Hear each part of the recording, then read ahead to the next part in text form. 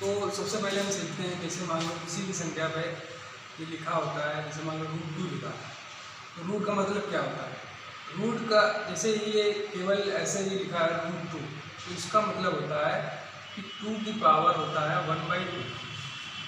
इस रूट का मतलब है 2 की पावर 1/2। ठीक, किसी भी संख्या पे अगर जैसे मान लो √a संख्या है, तो अगर इस टाइप का रूट लिखा है तो उसका मतलब होता है a की पावर 1/2। ठीक, अगर मान लो इस टाइप का रूट लिखा हो कि √a और यहाँ पर स्मॉल सा लिखा हो 3, तो इसका मतलब हो जाएगा a की पावर 1/3 ये हो जाएगा। ठीक, अब जैसे यहाँ पे अगर लिखा हो कि रूट में a और यहाँ पे लिखा हो 4, तो इसका मतलब हो जाएगा a की पावर 1/4। इतनी बात तो क्लियर है। ठीक, a की पावर क्या हो जाएगा 1/4। तो अगर केवल रूट लिखा है, रूट a लिखा है, तो उसका मतलब होगा a की पावर 1/2।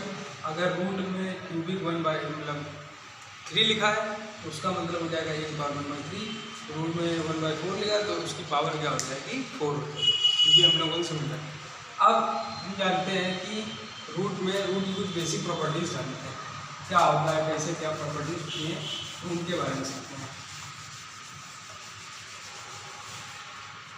तो सबसे पहले देखते हैं रूट। टॉपिक है हमारा रूट।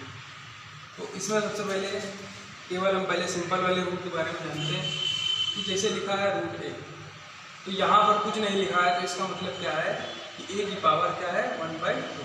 ये सिंपल। ठीक, अब हम देखते हैं मल्टीप्लाई। तो फर्स्ट प्रॉपर्टीज है कि अगर रूट में कोई दो सेम संख्या है और उनका मल्टीप्लाई हो रहा है, तो हमें क्या मिलेगा? तो जैसे लिखा है √a और इंटू में हमने कराया √a। ठीक, तो हमने पढ़ा है कि √a का मतलब होता है, अगर यहाँ पे कुछ नहीं लिखा है तो पावर 1/2 होता है, और ये भी क्या हो जाएगा पावर 1/2। ठीक, अब हम लोगों ने 7th क्लास में हम लोगों ने एक्सपोनेंट और पावर में पढ़ा है क्या कि अगर बेस सेम होता है और पावर सेम हो, बेस सेम हो, तो जैसे एक फार्मूला पढ़ा हम लोगों ने a की पावर m इंटू में a की पावर m। तो ये होता है बेस अगर सेम हो, पावर अलग अलग हो या सेम हो, उससे हमें मतलब नहीं, बेस सेम हो और मल्टीप्लाई हो तो पावर्स हो जाती है ऐड, तो a की पावर m प्लस। तो यही फार्मूला का यूज़ करके हम लोग क्या करेंगे, तो सॉल्व करेंगे। तो हम लोगों ने सॉल्व किया तो a की पावर 1/2 प्लस ये 1/2 हो जाएगा, ये हो जाएगा 1/2 1। ठीक, तो ये क्या आ गया a की पावर 1 या a। ठीक, तो यहाँ से हमें क्या मिला कि अगर रूट में सेम संख्याओं को मल्टीप्लाई होता है तो वही संख्या हमें मिल जाती है। फिर से देखो ये मिल गया। ठीक, तो √a इंटू में मल्टीप्लाई √a, तो हमें क्या मिल गया a मिल गया। ठीक, ये हमारी पहली प्रॉपर्टी हो गई कि अगर रूट में कोई दो सेम संख्याओं का मल्टीप्लाई होता है तो हमें वही सेम रूट में अगर किन्हीं दो संख्याओं का मल्टीप्लाई हो रहा है, अगर वो संख्याएँ सेम है तो हमें वही संख्या ही मिल जाएगी बिना रूट की। ठीक, ये तो हमारी फर्स्ट प्रॉपर्टी हो गई। ठीक, अब हम लोग जैसे इसको थोड़ा एग्जाम्पल एक समझ लेते हैं कि एग्जाम्पल 1 जैसे √2 इंटू में √2, तो आंसर क्या आएगा हमारा 2। समझना है, डायरेक्ट याद रखेंगे, बाकी अगर कोई प्रूविंग के लिए तो ये होगा। ठीक, अब हम लोग नेक्स्ट में पढ़ते हैं, नेक्स्ट प्रॉपर्टी पढ़ते हैं रूट की।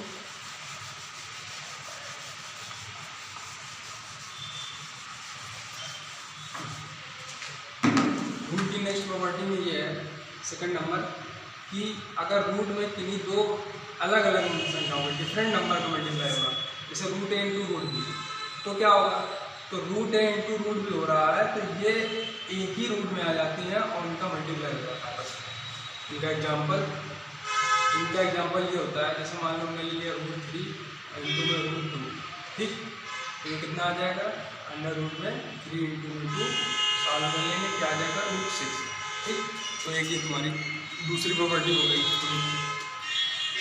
ठीक, अब ये एक और एग्जाम्पल इसी में ले लेते हैं, √4 इंटू में √4। ठीक, √4 और इंटू में ले लिया हमने √6। ठीक, तो ये क्या आ जाएगा 4 इंटू में 6, ये आ जाएगा रूट में 24। ठीक, इसको अभी और सॉल्व किया जा सकता है रूट को, जैसे हम ये √24 है मान लो, तो इसको हम लिख सकते हैं, इसके फैक्टर करेंगे तो ये लिख देंगे 2 इंटू 2 और इंटू में 3। तो अब हम देखते हैं कि पेयर कितना बन रहा है। अब यहाँ पे 2 का पेयर 1 बन रहा है, तो इसको बाहर निकाल लेते हैं पेयर को। तो 1 2 बाहर आ जाएगा, बाकी अंदर क्या बचा 2 2 में 3। तो इसको जो सॉल्व करेंगे वो क्या मिल गया हमें 2√6। ठीक, तो ये √24 हमने सॉल्व करने के लिए मिला 2√6। ठीक, अब इसी में हम दूसरी प्रॉपर्टी इसकी समझते हैं। तीसरी प्रॉपर्टी पहली पढ़ ली, दूसरी पढ़ ली, अब हम लोग को तीसरी प्रॉपर्टी पढ़नी है। तीसरी प्रॉपर्टी रूट की ये होती है कि अगर मान लो जैसे लिखा है √a डिवाइडेड बाई √b लिखा है। ठीक, तो ये तुम्हारा दोनों का डिवाइड हो जाता है a/b। इसका एग्जाम्पल लिख लेते हैं। इसका एग्जाम्पल होता है जैसे √6 और डिवाइडेड बाई √2 लिखा है, इसको सॉल्व करेंगे तो √6/2 आ जाएगा √3। ये तीसरी सिंपल प्रॉपर्टी तो बहुत ही सिंपल प्रॉपर्टी है। ठीक, चौथी प्रॉपर्टी में हम लोग देखते हैं रूट की कि मान लो लिखा हो कोई इस टाइप की संख्या हो a√b इंटू में कराना है b√a से। ठीक, मतलब एक बिना रूट की संख्या, ये मल्टीप्लाई में है दोनों a√b। पहले इसको छोड़ देते हैं, इसको स्किप कर देते हैं, दूसरी प्रॉपर्टी पढ़ते हैं जिसमें कि पहले एक बिना रूट की संख्या और एक रूट की संख्या का मल्टीप्लाई, ये बढ़ते हैं। तो एक बिना रूट की संख्या और एक रूट संख्या, तो उनका मल्टीप्लाई होगा तो क्या आता है, तो उनका जब मल्टीप्लाई होगा तो हमारे पास ये आएगा a का √b मल्टीप्लाई होगा तो ये हम लिख देते हैं a√b। ठीक, अब इसे इसका एग्जाम्पल समझते हैं। इसका एग्जाम्पल क्या होगा, जैसे 4 का मल्टीप्लाई √2 में हो रहा है तो ये हो जाएगा 4√2। ठीक, ये हम लोगों ने समझ लिया। तो ये चौथी प्रॉपर्टी हो गई। अब हम आगे की प्रॉपर्टीज पढ़ते हैं, इरेज कर देते हैं।